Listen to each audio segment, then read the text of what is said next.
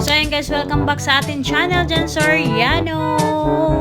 So as you can see guys, nakikita nyo naman, maliwanag sa iyong mata. Ayun. Siya ay nag-art dyan guys. Ewan ko kung anong klaseng art yung ginagawa niya. Alam ko painting to. Oo, in-spray-sprayhan niya guys ng yung colorful. Ewan ko ano yan. Basta yun na yun guys. So let's see what happening guys. Keep watching!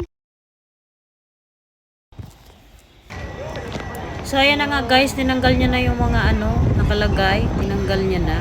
So, yan pala yung result niya. Para siyang mga planeta na. No? Oo. Iba-ibang klaseng planeta. Jupiter, Mars, Pluto, ano pa yan? Wow! So, ayan guys.